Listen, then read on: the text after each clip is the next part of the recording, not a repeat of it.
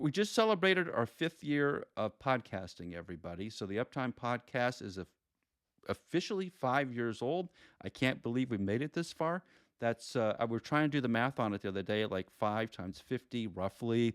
It's 250 odd episodes. That's a lot of episodes. But that's only the weekly episodes. What about all the others? You're not only putting out one a week these days. No, it's like 2 or 3 or 4, right? It's somewhere in there. But I just wanted to say congratulations to each of you on behalf of the Uptime Podcast and all the work that happens behind the scenes. Everybody listens to the finished product, and I know it sounds great, and the comments are great, and the ideas are great, but there's a ton of work that goes into this every week to give you this content. And everybody that's been on the podcast as a guest, and we're just trying to remember all the faces and names that are big in wind that have been on the podcast. It's amazing the people we've touched, the people we've met that are friends that have come from the podcast. It's kind of a nice little family, weirdly enough, and it's one of those. It feels like a pair of comfortable shoes that. Hey, when you go to a conference, you just know everybody, and they know us, and you feel like we've known them forever because we just spend every week together talking about what's happening in wind. It's a great little experience. Can we add that, a big thank you to everyone who listens, because we wouldn't keep doing it if you weren't also showing up. So thank you to everyone that listens. Again, your feedback is fantastic, good and bad. It keeps us entertained. So we thank you all. I would say from my seat as well, Alan, thank you for having all of us and organizing the things that you do, and the unsung hero that you guys don't hear from or usually see unless you're a guest on the podcast is Claire Hall in the background, who's our producer, who puts all of these episodes together and is juggling work, life, school, a million different things to make sure this thing goes out every week. So thank you, Claire, as well. And of course, Rosemary. Yeah, well, I was going to say that, Alan has abnormal persistence. I think it took it, like, now it's obvious why, the value and why we would all keep going and why we come back every week. But Alan's efforts, especially in the early years, was just kept on doing it week after week after week. And, when I started, all I had to do was show up and, try and read the material beforehand. So I definitely would not have been doing a weekly podcast for, I think I've been on it for 4 years or so.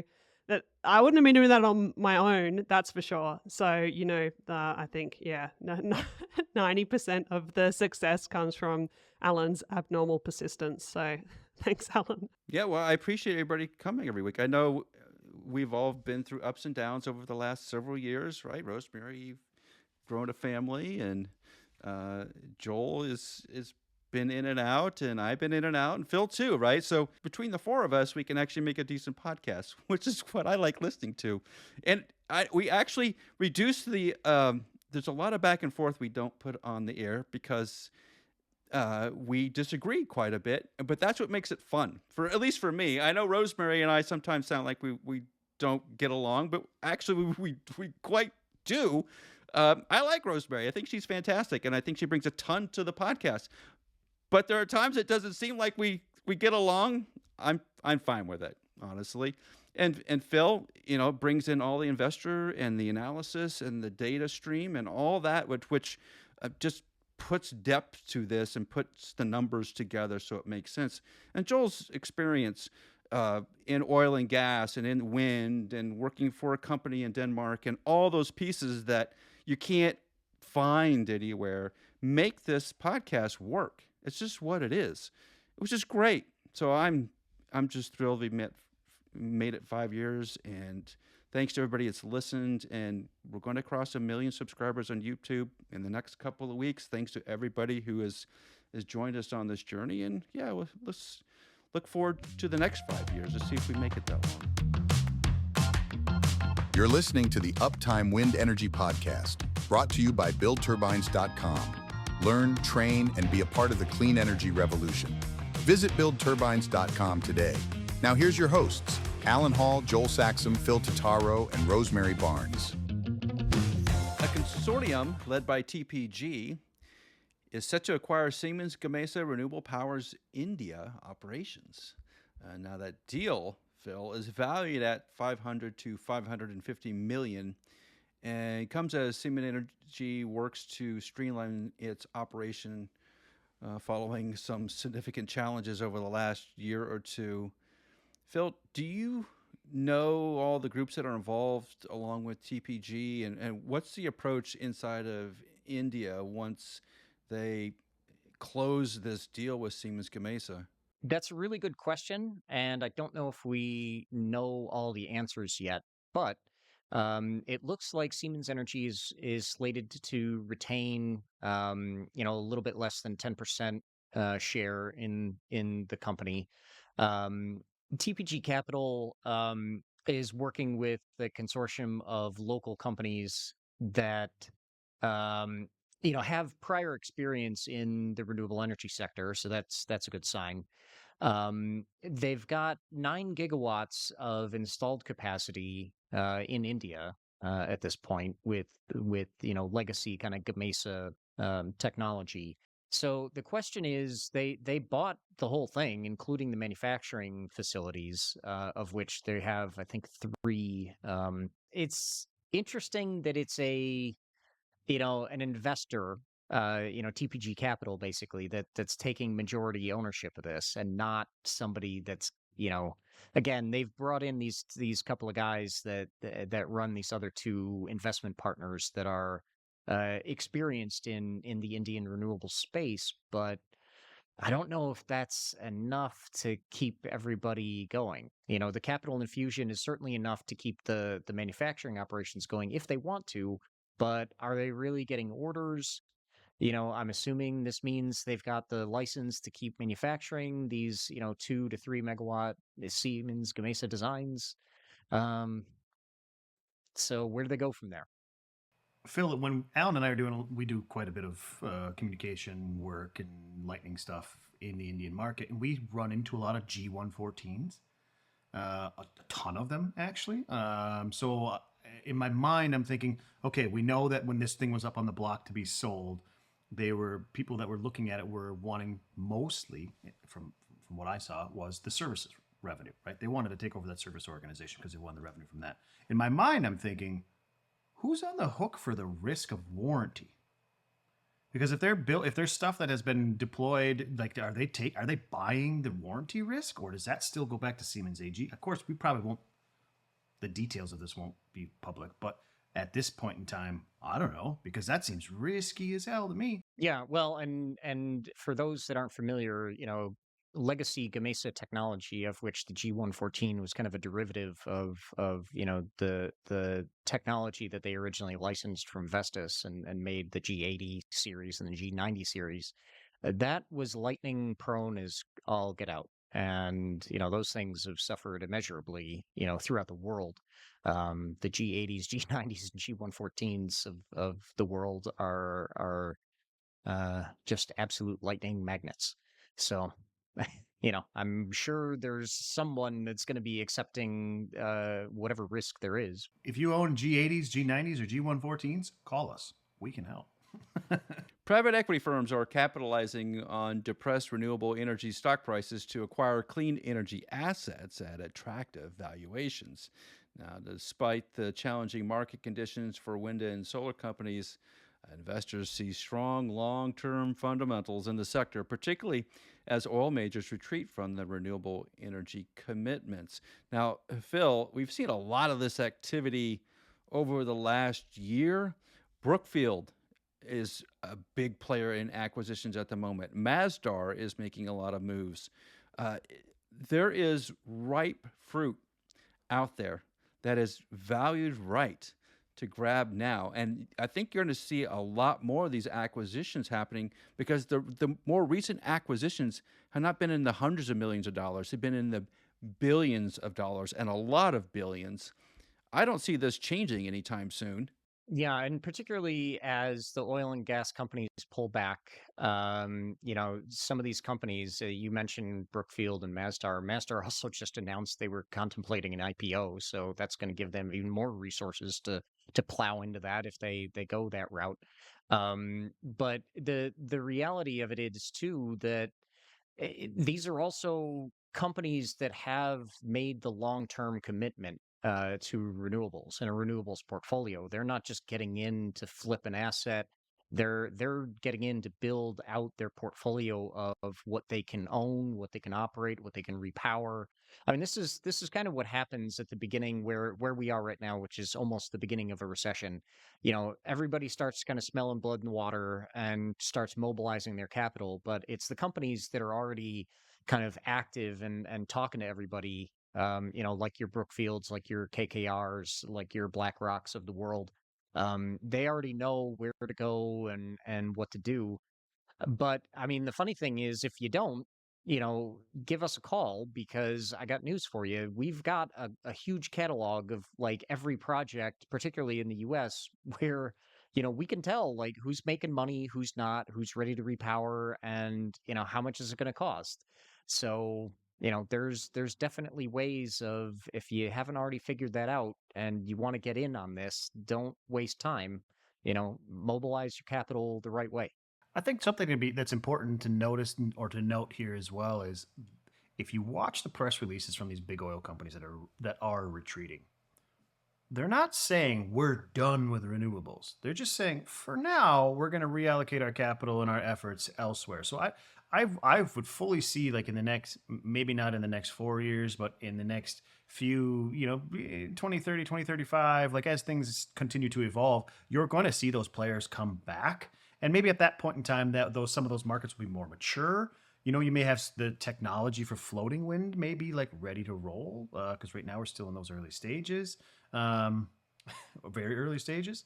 You see some of these permitting things happening and like a little bit more of it'll be a more mature market when I think they come back, and there will be SOVs available. There'll be quayside facilities available. Those kind of things will be in place. It'll de-risk the investment, I believe.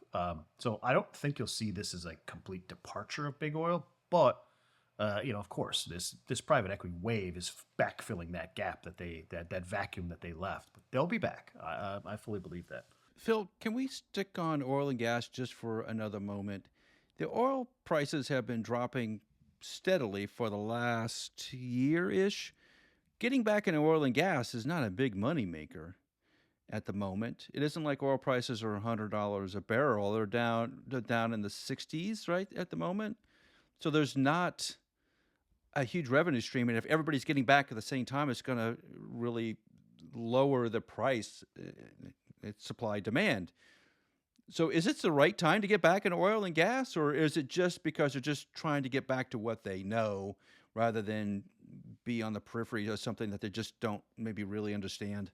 It's also getting back to what they know but more importantly, maybe what's made them money already and what's more in vogue. If you actually want to look more at fundamental economics, renewables are cheaper and can be deployed faster. And the reality of it is if you're gonna if you only look at the power generation sector, if it's based on petroleum or natural gas generation, there's a finite amount of order book available. All the manufacturers and the global supply chain, it's booked up for through the end of the decade already. So good luck getting anything deployed. I mean, wind and solar are cheap and deployable right now. If you're Shell or you're BP or whomever, and you do oil and gas for a living, like pivoting back to that, not going to be a problem.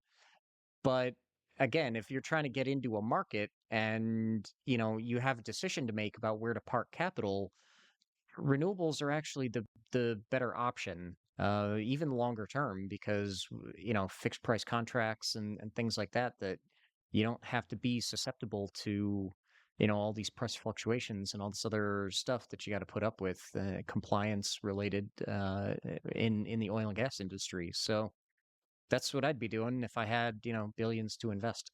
Oil and gas is not. Oh, so okay. So when we talk about oil and gas being cyclical in nature, if you're outside of the industry, when you hear oil and gas is cyclical in nature, you look at price per barrel. What does it cost you at the gas pump? That kind of thing. However, there is a lot more cycles within oil and gas, and a lot of those cycles have to do with when are you developing capital facilities and when are you doing exploration, right? So exploration has been happening for a while as capital was high. Exploration, you grab the war chest, you go out and you look for some resources, you do some unconventional stuff, you look around, you build plans to get into the play, right? Now you have this drill baby drill thing. Now, as well, if you look at the rig counts, global and in North America, they're down about 5% right now than they were today last year. And that's unconventional knowledge. People are like, why is that happening? Because they're pumping. They don't need to be drilling right now. They have resources that were ready to roll that they're just kind of flip that capital, turn that switch back on, let's go. And that's why you're seeing prices come down, right? So there's a lot of odd cyclical, there's a lot of sine waves in the cycle of oil and gas that are being played on right now. But if you look at Shell's recent announcement that they talked about, what they talked about was, we're going to kind of pull it into the chest. We're going to get dividends back up for our shareholders. And to me, that's like, hey, we're going to de-risk our operation. We're going to build up the war chest a little bit more. And then you never know what we could deploy capital on, but we don't need to do it right now. We're making money. And I think that's where the volatility index in the stock markets is through the roof. So it's easier to pull it back in and drive some shareholder value without taking risk right now. Don't let blade damage catch you off guard. Eelogic's ping sensors detect issues before they become expensive, time-consuming problems. From ice buildup and lightning strikes to pitch misalignment and internal blade cracks, Eelogic's ping has you covered. Their cutting-edge sensors are easy to install, giving you the power to stop damage before it's too late. Visit eelogix-ping.com and take control of your turbine's health today. Well, Phil, I think you sent me an article talking about how natural gas, which 6 months ago was going to be the energy supply for AI and all these data centers that are going to plan to be built in the United States, mostly around Texas. And now that that was the pathway, everybody's realizing that they can't build gas turbines that quickly. So the oil and gas demand, the natural gas demand may not be there because they have no way of burning it and turning it into electricity. So the net is that renewables are going to fill that space. Theoretically, in Texas in particular, though, they just passed a Senate bill, which seems like it's going to get signed by the governor, to basically offset every megawatt of renewable generation. So basically, if you're a renewable asset owner in Texas, you're no longer allowed to deploy batteries to back up your renewables. You actually have to deploy gas to back up your renewables. And so I don't know how that's actually going to work if the governor actually does sign this ridiculous nonsense. But the reality as well is, you have the ability to deploy renewables to be able to, power data centers and things like that. A, as we talked about, a lot faster, and B, in a more consistent fashion than what you would be able to get with with gas anyway. Because especially if you're talking about putting something like behind a meter, for example, like renewables are probably the way to go again, because even though it's variable generation, you're still doing it on a relatively fixed price contract. So I'm not sure why that's not a viable option. Again, when it can be deployed cheaper and faster than whatever else, could be leveraged, whatever other technologies could be leveraged. And data centers are mobile. You would just pick it up, put it in the back of a truck, and take it to Iowa, which is what you should be doing to start off with, because the electricity prices in Iowa are really aggressive. There's a ton of renewables there, a lot of wind, a good bit of solar. If you want to go someplace where electricity is readily available, I'm still a little confused to why Texas would be that place. obviously, if you're doing gas turbines, yes, true. But if you're looking to do renewables, there's a lot of land in Iowa. As Joel knows, there's a lot of cornfields in Iowa you can make into data centers. It wouldn't take much. Iowa's a fixed price market. Some of it is, not all of it. But you're also now running into all of these local restrictions, at the county and township level on wind and solar project development, and that's coming back to bite everybody in the butt at this point, because you've restricted renewables, which could be deployed fast, but you're allowing natural gas and fracking and whatever else, but it's going to take you forever to get the power. But you've got companies that want to deploy these data centers. If you have put all these blockades in place from being able to, allow this data center to be built, they're just going to, like Alan just said, they're mobile. Like, they're going to move it someplace else. They're going to take it down to Texas. They're going to take it to, heck, they could take it anywhere. And, bye-bye revenue from, the data center and the power generation. So this is part of this is a cultural or a societal problem that we have, and it's a global problem. It's worse in Europe. Is this need, or like the delay in permitting, and like we used to be able to get done things so fast. Like the Empire State Building was built in a little over 400 days from like start to finish, right? There's no way we would do that now. Like, because we have to we got to slow down because of this, or this ant might not, like whatever it may be. We can't get anything done quickly anymore. Well, how soon before they put data centers on barges, and how soon before they put data centers in Australia, where there's plenty of resources and electricity is cheap? Why would you not do that? Because it's just a data line. It could be anywhere. It could literally be anywhere. The best data center model for me is, sinking one in the ocean and putting a tidal turbine on it. Cooling, no cooling problems. Just going to say that. Yeah. But they are being located places where cooling is easy, like Scandinavia's getting a lot because the water that is nearby is cool, and then sometimes they can also use the heat for district heating. It's an easy kind of way to integrate all that. I know I visited a project in Denmark, I think it was in Odense, where they have their a Facebook data center that was using cool Danish water to cool it, and then it was providing heat to the district heating, and there was no money changed hands, because it's like Facebook were getting rid of some heat for no cost, and the district heating system was getting some heating energy for no cost. So it was kind of a win-win. And I know that there are a few other projects around like that. It's definitely, like, not all data centers can be located just wherever you want. Some of them need to be near the cities that they're serving. Sometimes it needs to be just really, really fast. But I know that they are thinking about things like that, about the climate of the place that they're putting it in many cases, because cooling is a huge part of their energy cost. It's very significant. In Norway, Iceland, natural resources to generate electricity with, right? And it's cold most of the year. So you solve two problems right there. The third one, it gets solved by SpaceX, because Elon's putting up all those high-speed low Earth orbit satellites, so you can transmit the data at crazy speeds around the world. You don't even need a cable anymore. This gets very mobile, and I think we're thinking like 1980s kind of approach here. Well, I'm going to connect to a pipeline. I'm going to plant this data center in. I'm going to put a gas turbine next to it. I'm going to crank this thing up like I'm Henry Ford. The reality is that data centers can be placed anywhere, and I do think there's an opportunity for a large part of Northern Europe, just like Joel was saying, and you too, Rosemary. I agree with you. This thing's going to get moved around quick. What else is interesting about the mobile nature of data centers? I was listening, I think it was a Volts podcast I was listening to yesterday. What? Yeah, I listen to other podcasts as well. And their guest on there, I can't remember who it was talking about how that's a risk for you, because how like a lot of data centers, there's a lot more data centers in the US because there's a lot more tech companies using them in the US, so that makes sense.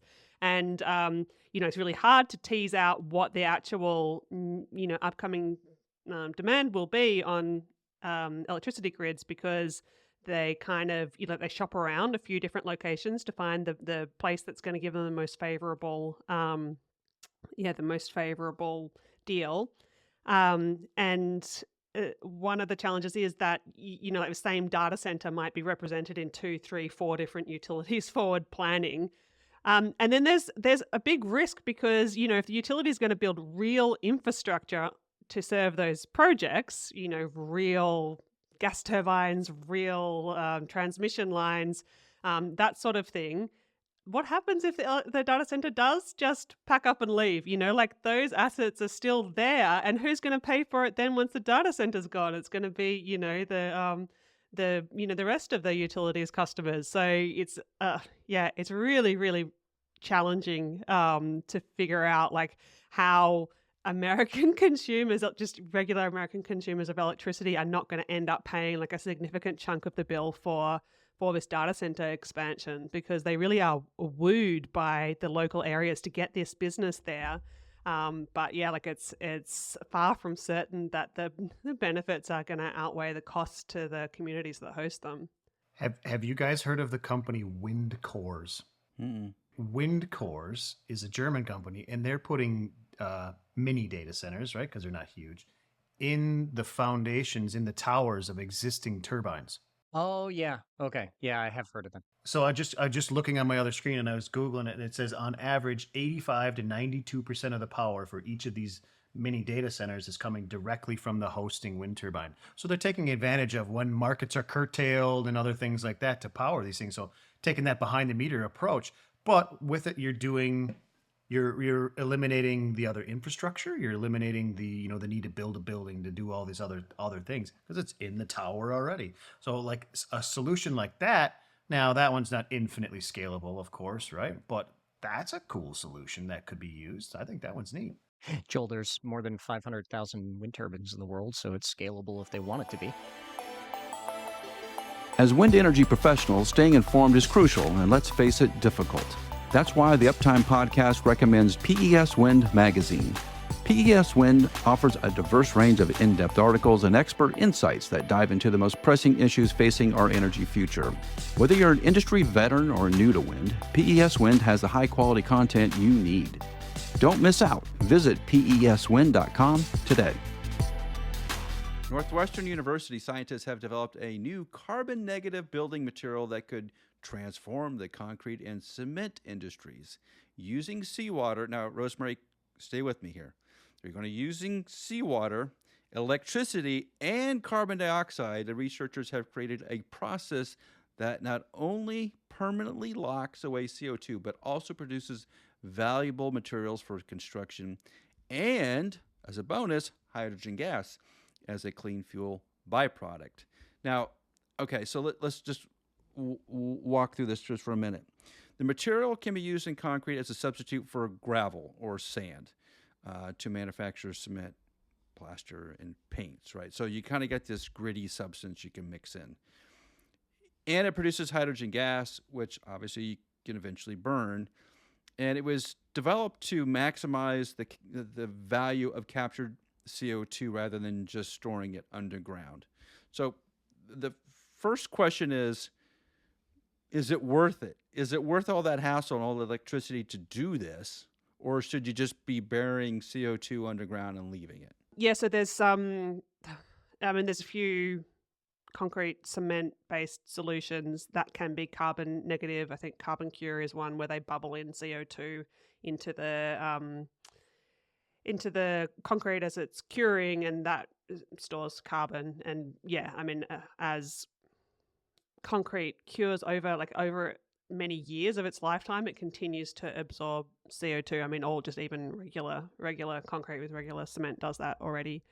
And then there's some other companies. There's an Australian one, actually, they're Canberra-based, where I'm from, called Mineral Carbonation International, and they've got a product that can, basically absorb CO2, and it makes a material, a mineral that you can use for a bunch of different things, including you can put it in building materials. Another option that does roughly the same things.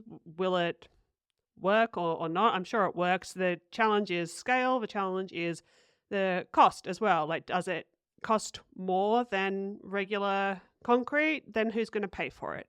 And that's the biggest challenge with any carbon capture project is at the moment, unless the material making is actually better or cheaper in some way than the thing it's replacing. And I mean, I haven't seen it. You said it came out of a lab, so I'm sure that for now it's not at the point where it is cheaper. Perhaps there is cost potential. Cement, really, you need something besides capitalism to get you there. It's the same outline of the problem we have with recycling wind turbine blades. You can recycle them. You can make this material out of them, to put to use as in concrete. But if it's not cheaper, unless it's substantially better, then it's hard to build an economic model around it. You know what? Even the better part is actually hard because there are a few really cool smart cement alternatives that are even some of them are chemically identical to Portland cement, but the standards for cement around the world for using cement, they don't say it needs to be this strong, or it doesn't give a bunch of materials properties that it has to hit. It says it has to use this much Portland cement. It's specified in building standards all over the world that you have to use this ratio of Portland cement. And so that's actually one of the hardest obstacles to overcome. Yeah, it's funny that one of the biggest obstacles to decarbonizing that industry is all the standards in place. And I do think this is one place where governments could make a really big difference besides not actually just, putting in a carbon tax or something like that, but actually helping to rewrite those standards, one, and two, the biggest purchaser of concrete and cement in most countries is the government.